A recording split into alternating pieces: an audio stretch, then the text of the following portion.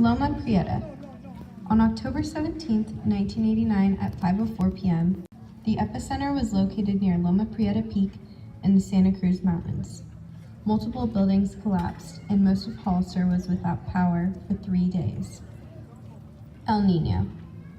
The 1997 to 1998 rainfall season was one of nearly epic proportions for California. Numerous Bay Area records were set as the influences of an extremely strong El Niño were felt throughout the state.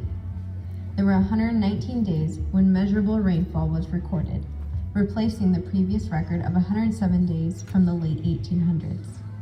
Airline Highway to Piscinas was closed for 3 months due to the river undercutting into the hillside and causing a mountain to come down. Hurricane Katrina.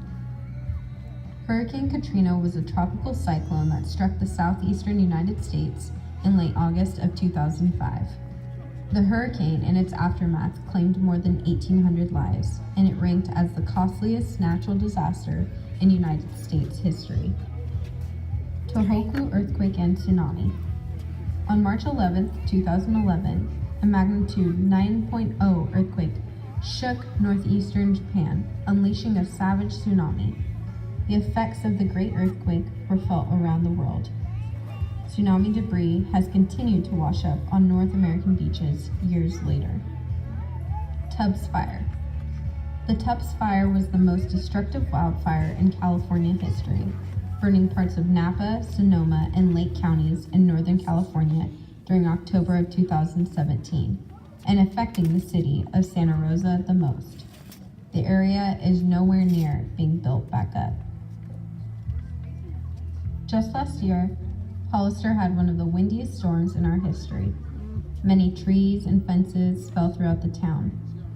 One of Hollister's historic icons, the announcer booth at Andy Hardin Stadium, was blown down by the wind. School was canceled that day. The stadium is now being remodeled, and that is why this year's relay has been relocated.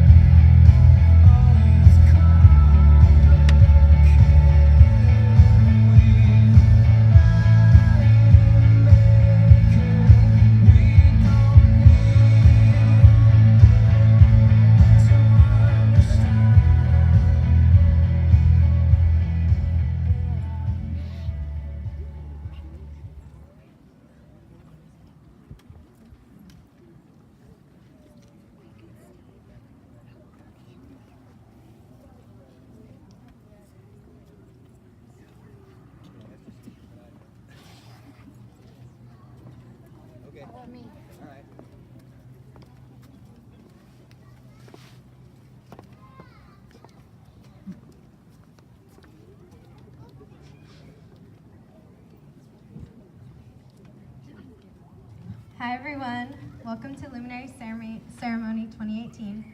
My name is Kendall Mills. When I was figuring out a theme for this year's Luminary, some stormy days were occurring in my life. A storm doesn't always have to do with just the weather. It can be a natural disaster, it can be an emotion you're feeling inside, it can be something going on at school, with work, or in your home. It can be the battle you're facing when you're fighting cancer. There's a short poem that I've read that I'd like to share with you, and I hope it adds a little sunshine to your day. When you are tired of the struggle and tired of the pain, you must not give up. Keep walking forward. There's beauty on the other side of this storm too. You know that storms do not last forever. Hang on, your strength will pull you through. I'd like to introduce Francesca Giannotta and Anakin C. Savatai singing Have You Ever Seen the Rain?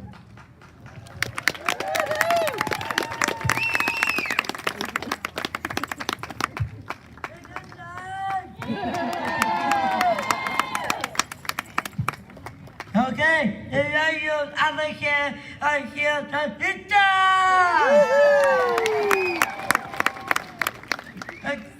Wait! Okay, I'm going to shut up and two.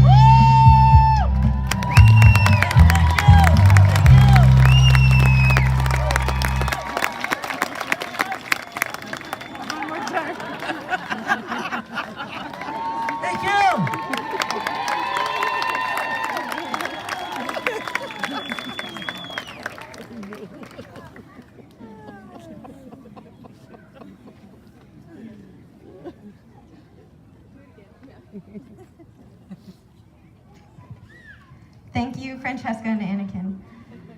Our guest speaker tonight has been my college roommate the past 2 years at Cal Poly. From Seattle, I'd like to welcome my good friend, Morgan Cameron.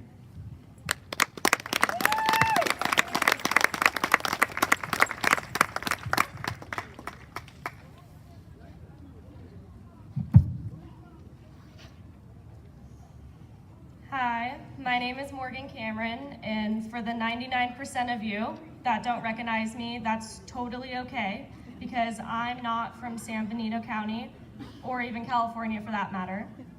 I was the one wearing the Seattle Mariners shirt all day, so if you were wondering who that weirdo was, that was me. I'm from Seattle. But I'm also currently a third-year mechanical engineering major at Cal Poly, so that's what brought me to your beautiful state. And of course, that's where I met Kendall Mills, who asked me to speak at this event. Now I'm going to be completely honest with you guys. This is actually my first Relay for Life event ever. So yeah, I was a little scared going into it. I didn't really know what to expect. But honestly, I love it here. I think it's awesome what you guys are doing, and I am so proud to be a part of it. And I know that we are here all fighting for the same cause, and that is to one day find the cure for cancer. Everyone here has a story regarding cancer, and I'm so grateful for the opportunity to share my story, the story of my mom's battle with cancer. When I was 5 years old, my mom was diagnosed with a stage 4 glioblastoma, a malignant tumor the size of a golf ball in her brain. In short, brain cancer. She was 48 years old and a mom of 3 children, all under the age of 10. Doctors said it was terminal, saying she had a couple months, maybe a year tops to live. My mom replied with 5 stubborn words: "I'm gonna beat this thing."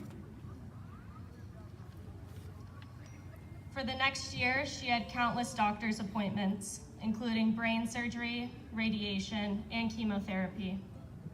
They even traveled to different research institutions across the nation to have more people looking at her tumor, trying to find the best treatment options. After all of this, she surprised everyone, especially her doctors, and beat it. Doctors don't really like to use the term miracle, but in her case, it truly was one. She refused to accept her given time limit on life. Because of this, she was there watching all of our sports games, traveling together, helping pin boutonnieres at every dance and prom, and seeing us all off to college, starting our next chapter in life. It was these moments she fought for. But last summer, right before I went back to Cal Poly for my second year, I noticed her speech beginning to slur, and she was having trouble putting words together in a sentence. This was a common symptom for the tumor she had and in the location that she had it. In my second week of my classes, I got a call from my dad with the news no one deserves to hear: the cancer is back.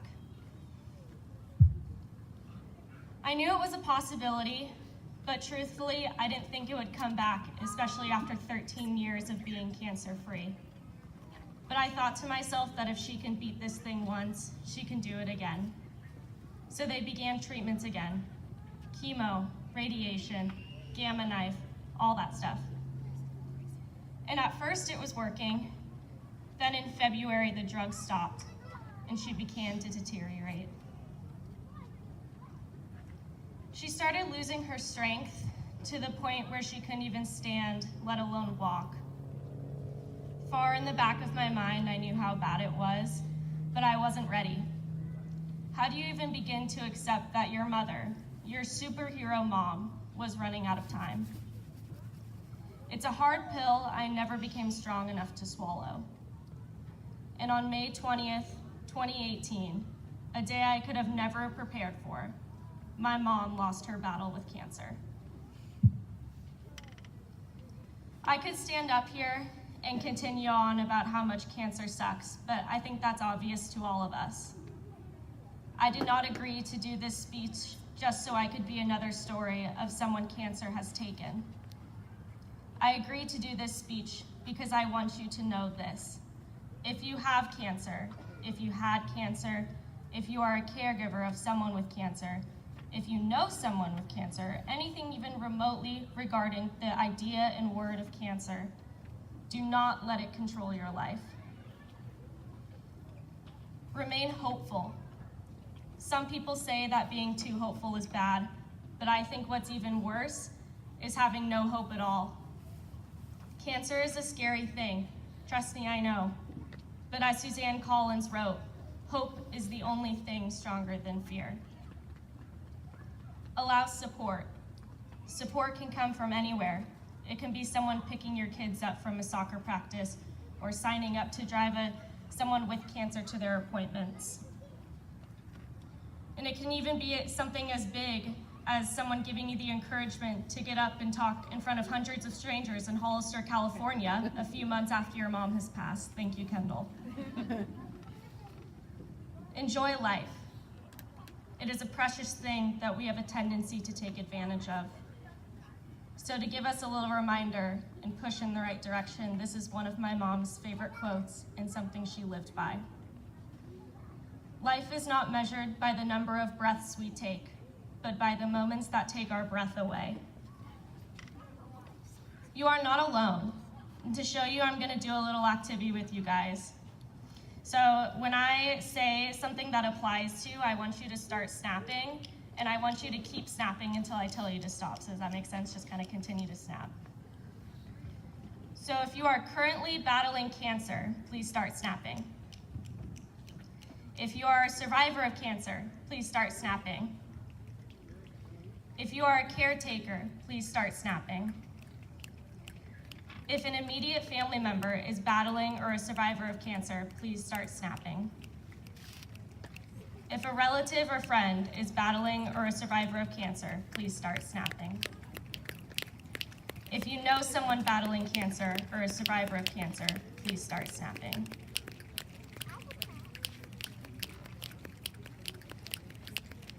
If you are ever feeling like you are alone in this, I want you to remember this noise. It's also kind of the sound of rain. I'm from Seattle, I know. This is the noise all of the people that are going through something similar with you and that are here to support you through what you're going through. And I want to leave you with my favorite quote from Winnie the Pooh. Always remember, you are braver than you believe, smarter than you seem, and stronger than you think. Thank you.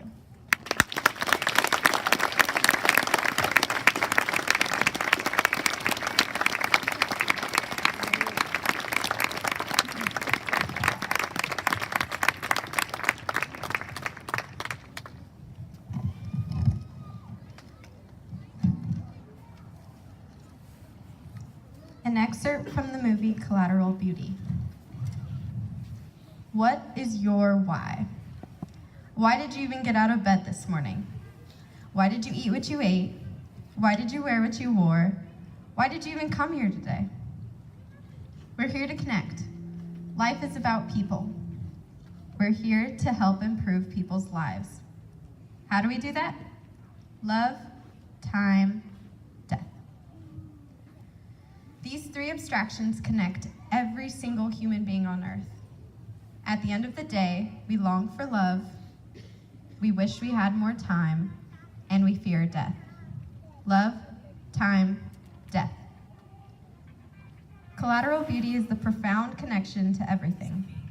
It doesn't make things right. It doesn't change anything. It's just there. Everyone, please make your way to the track so we can find our peace in the storm. Thank you.